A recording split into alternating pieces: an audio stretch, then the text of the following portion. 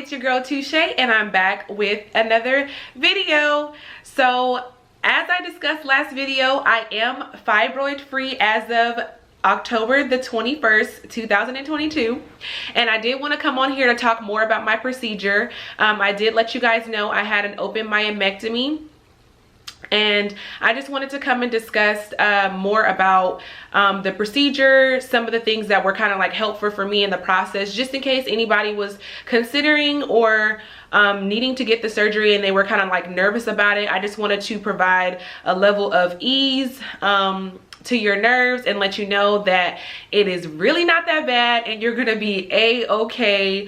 There's nothing to be nervous about. The doctors know what they're doing and you're gonna be in good hands. I did want to shout out my provider, particularly in the place that I went to. I did say that I was going to share that information, and I actually found the packet that they gave me before I had the procedure. So here it is. This is where I went. This is what they gave me. It's all beat up, but and my provider, her name was Dr. Sonia Hawkins. She was phenomenal. I would recommend her to anyone looking for a specialist with fibroids, endometriosis. Her and her team were amazing. They were very thorough. They gave so much information. As you can see, I have this packet. Then they gave me a 14-page pamphlet inside of that, just kind of explaining the process from beginning to end on what to expect. So in this part, I want to talk a little bit more about the before my surgery. So I had my pre-op, they took my blood, we went over basically how the surgery is going to go, where we're going to have it at, everything that I kind of you know, needed before. Just to kind of give you a heads up, if you are looking to have this surgery, you will have to be with a relative. You cannot experience this by yourself. If there have one of your family members fly out to be with you during this time, or a close friend to be with you, because it is a pretty extensive and overwhelming process, and a good support system is definitely needed. I did discuss everything. My provider let me know all of those things. She did inform me that I was able to pick up my medication at that time.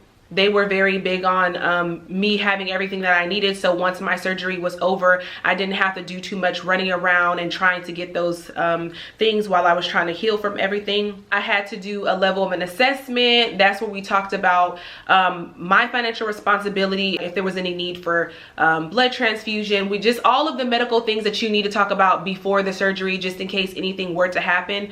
Just giving additional points of contact, and just really making sure that you understand the process on what you're getting yourself into.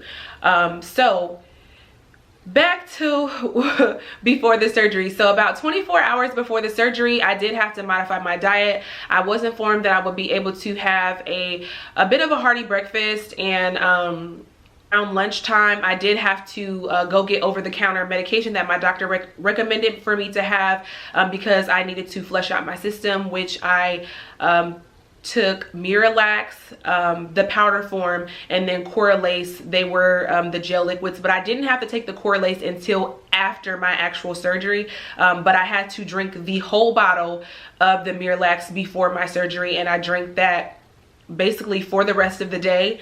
And then my doctor did let me know that I was able to shower the day of. I know sometimes they tell you not to shower the day of your procedure, but I was able to shower. I just couldn't put on any you know, makeup, body lotions, hair oils, any of that sort. I just had to kind of go pretty bare and dry. So the day of my procedure, I did go to the hospital. I had my procedure at Northside. Highly recommend. They were amazing. Staff was great. All the accommodations for me was great. So I went to the hospital. I got checked in. And then they informed me that my doctor was actually ready. She was a little bit ahead of schedule, so I came early because I just wanted to kind of give myself time. And they were like, oh, she can take you now. So I'm like, okay. But when they brought me back to the room, they kind of like let me get undressed. They explained all of what was going on. They asked me about piercings and just other things that they've already asked me before, but they were just kind of double checking, going over things. The anesthesiologist anesthesiologist did come into the room, and he asked me if I had any questions or concerns. Again, they were just overly asking me questions just to make sure that they were dotting their I's and crossing their T's, which I respected. My godmom was there with me, and she was able to stay with me until they wheeled me off into the OR where my procedure was being performed. One of the nurses did come in and they set up my IV, and then they told me that they were going to give me some medication for anxiety, and as soon as they put the medication in, that it was going to take effect pretty quick to my bloodstream, and which it did. I was pretty much kind of like not all the way there, and then they rolled me off to the OR room. And once I got to the room, I just remember being knocked out and then waking up. I don't really remember anything in between. When I woke up, I was in a great deal of pain.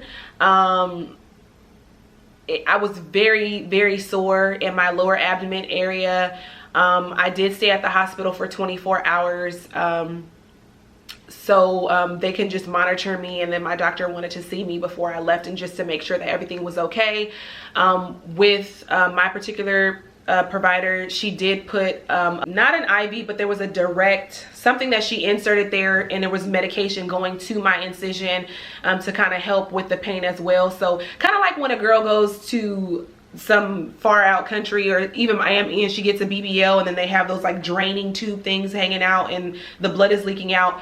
It wasn't like that, but it was definitely something that was connected inside of me, and I had to carry the bag when I had to move, or it was something that was kind of like attached and it had to be pulled out days later, but we'll talk about that a little bit down the line. So got out of surgery. Everything is super sore. I'm feeling a lot of pressure. I'm extremely nauseous. They take me back to my room, and they transfer me onto the bed, and I'm just like still in and out, so I'm, you know, sleeping and things of that sort. And when the nurse came in to give me my first dose of medication, which I did take, they had ibuprofen, and I was supposed to take a Percocet as well. I originally did deny the Percocet because I don't like taking heavy medications. It's just a personal preference of mine. But I was in so much pain, I did have to call the nurse back to come and give me the medication. I will say, not for everybody, but for me, I really just didn't have that much of an appetite for the rest of the day that I was there. I probably had like just apple juice, water, and crackers. I really didn't eat too much. I slept the majority of the time. Maybe like 4 hours or so, 4 or 5 hours after my surgery, they did want me to walk, which I was really upset about because I was in so much pain. I did not believe that I could, that I would be able to walk. And yeah, so I didn't want to do that. I forgot to mention, I did have a catheter right afterwards, so I did not have to walk when my catheter was in, but after they came and took my catheter out, they did want me to walk. And so when they came, I did not walk initially. We just stood. She said that I didn't have to like push myself to walk if I felt like I couldn't, so I just stood the first time, and then I was able to get back in the bed. A couple hours later, I did have to walk, and it was very painful. I literally was so out of breath, and it was just a lot just to kind of move around, because you have to think, like, you use your lower abdomen for everything. Like, when you're coughing, when you're sneezing, when you're like moving, like it's just so much that you use the lower part of your abdomen for that you don't even really realize. And it was just pretty painful in that regards, but the medicine did help. I would say, like, even if you feel great on the medication, continue to take the medication because it is definitely needed. The very next day, my doctor did come and check on me, and she looked at everything. She saw that everything was well. She told me that if I had any questions or comments, that I can reach out to her office and just let them know. I really didn't have to reach out to them because they gave me so much information that whenever I was experiencing anything, I just referred back to the packet that they gave me, and I was pretty much good to go. I did stay with my godmom for a week, so I would suggest that if you can, that you would have somebody there kind of like assisting you and being with you for at least a week after, just kind of monitoring you and making sure that you're okay, because you can't lift anything heavy at all. You can barely walk. So I did have a great support system. So my friends were bringing me food and helping cleaning up my stuff. Of course, I told you I stayed with my godmom. She was cooking me breakfast, lunch, and dinner. I did not have to do anything but shower and get back in the bed, which you really don't have the capacity to do anything, because it literally, the surgery and the healing process takes so much out of your body. Like, you're literally drained going to the bathroom. Like, if you go to the bathroom, you got to go back in the bed and take a nap, which was very foreign for me, because I'm one of those people that, like, I just kind of bounce back from everything. And I literally was not, I thought I was going to be a-okay in like 2 weeks, and I was not. It took me literally probably a good month and a week just to drive again. I could not drive or really do too much of anything, and I was completely out of breath doing just daily activity things.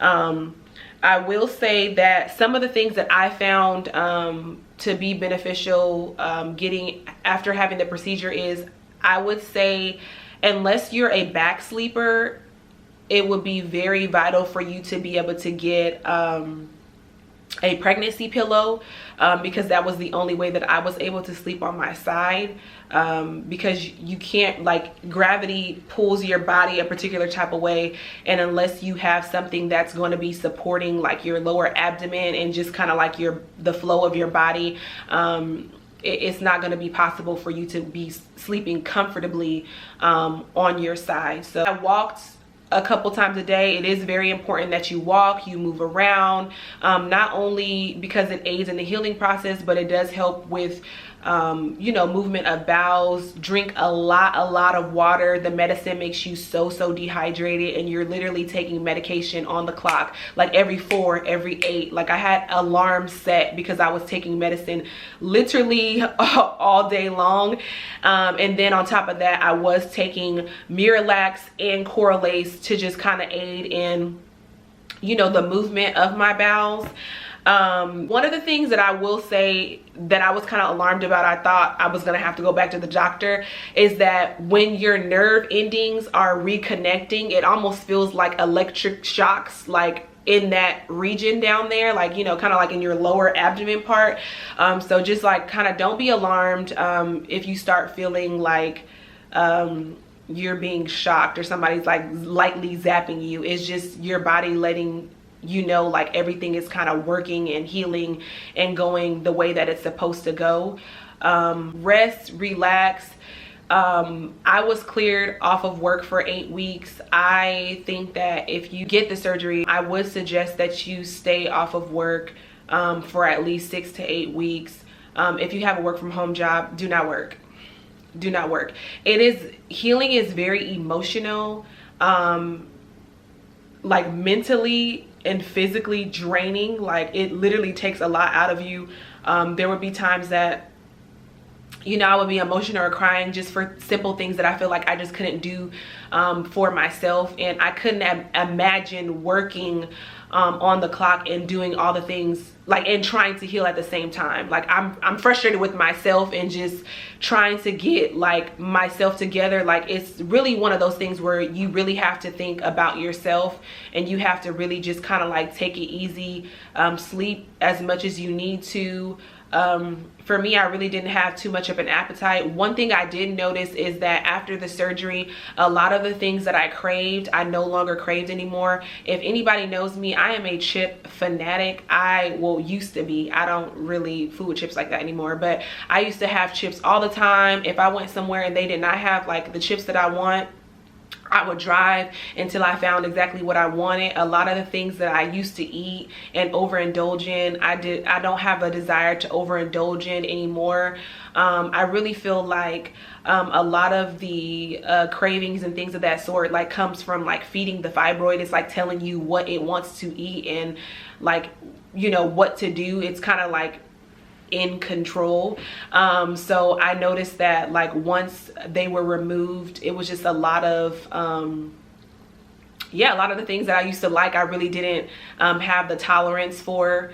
Not that I don't eat those things from time to time, but I don't feel the need to overindulge in those things. I am a little bit more like health conscious, and which my friends would tell you, like I was pretty healthy before. I used juice on the weekly, you know, take all my vitamins, like, you know, I probably didn't work out that much, but you know, like I was doing a lot of things, kind of living a little bit better of a lifestyle than some of my friends. Now, don't get me wrong, I am 100% a snacker versus like eating full meals, but I would definitely like snack on carrots and like celery and hummus and things like that, but I definitely don't like overdo it with certain things, and I am a little bit more aware of like the things that I'm putting in my body, because I just, you know, once you go through something like this so major, you're just more cautious of you know, what you're doing to your body and to yourself.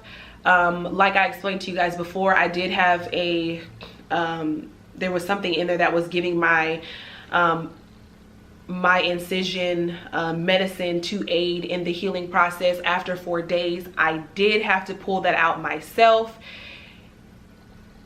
It was not something that I would do again, but you know, it was a part of the process.